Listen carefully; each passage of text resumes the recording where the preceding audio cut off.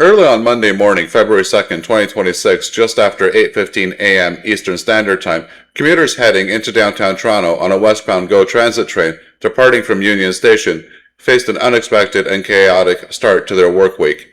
As the train slowly left the station, moving at low speeds as part of its normal departure, the rear end suddenly left the rails. The back of the train veered off the track and made contact with the track switch, a critical piece of railway infrastructure that helps trains move safely from one track to another. The derailment itself did not cause any injuries, a relief given how crowded Union Station can be on a Monday morning, but it immediately took out 4 platforms and the tracks leading into and out of the station. This created almost instant mayhem for commuters. Since Union Station is Canada's busiest rail hub, used by hundreds of thousands of people every day, having that many platforms blocked was like striking a blow at the heart of the region's morning commute. Almost immediately, GO Transit announced significant delays and service disruptions on multiple lines throughout the Greater Toronto Area. The derailment damaged critical signaling equipment, the technology that tells trains when it's safe to move and which platforms they should use, and that meant trains could not be moved through the Union Station rail corridor normally. In the hours that followed, many passengers found their trains cancelled, delayed by long stretches, or rerouted far from downtown.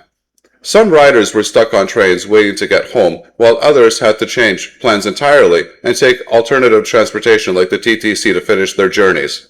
In the first couple of days after this derailment, GO Transit operated on a heavily reduced schedule and warned that commuters should expect delays and cancellations well into the week.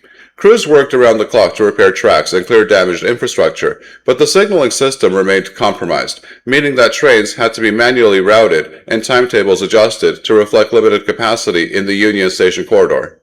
For many commuters, the experience was frustration after frustration. Riders reported waiting long periods of time with little information from transit staff, trains arriving hours late when they did arrive, and uncertainty about how to reach work or to get home.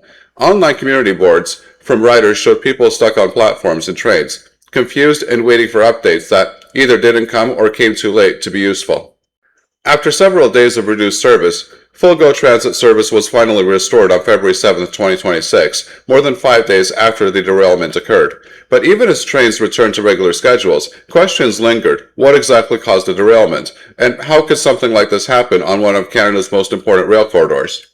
On February 12, 2026, Metrolinx CEO Michael Lindsay provided the first detailed public explanation of what preliminary investigation results suggest was the root cause of the derailment. In a quarterly board meeting, Lindsay told reporters and officials that the derailment appears to have been triggered by a failure of the rail fastenings, the hardware that keeps the rail secured anchored to the wooden ties underneath them. According to this preliminary report, 9 separate locations on the track just outside Union Station had missing or insufficient screws holding the rails in place. Instead of the 4 screws required by Metrolinx standards at each tie, only 2 were found at these key spots. Over time, those screws experienced fatigue and sheared off, allowing a section of rail to move just by an inch, enough for the rail to roll and cause the train's wheels to slip off. Lindsay described this as happening at the worst possible place in the network, a hinge point that blocked multiple platforms and created cascading problems for every train entering and leaving the station. It was clear from his comments that this was not just a random infrastructure glitch, but rather a failure to maintain track of infrastructure and fastenings to the proper standards for many years, with multiple overlooked instances of non-compliance despite regular inspections. The discovery prompted further inspection of the entire rail corridor, and crews found 1 or 2 other locations with similar fastening issues, which were corrected on the spot. Metrolinx has also announced that the agency is reviewing how these conditions were allowed to persist, especially given frequent inspections by Toronto Terminal Railway, the company responsible for maintaining the rail corridor at Union Station. In response to this disruption, Metrolinx also committed to automatically refund passengers whose travel was affected on February 2nd and 3rd, and certain trips on February 4th, acknowledging how deeply riders were impacted during the week of service chaos.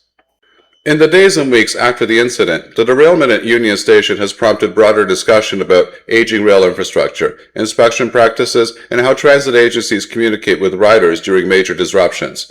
For commuters who were already juggling packed schedules, the derailment was more than just a transportation problem. It was a stark and very real interruption to daily life in the Toronto region. I hope that you liked the video. If so, please give it a like. If you're not subscribed and want to be notified of new videos that are released, please click on the Art Toronto button here. This is the video that I would recommend for you to watch next, and I'm sure that you're going to love it. Here's the playlist for all of the latest in transit news and views that you're going to find very informative and interesting. And finally, here is the latest video. Thanks for watching and happy transiting.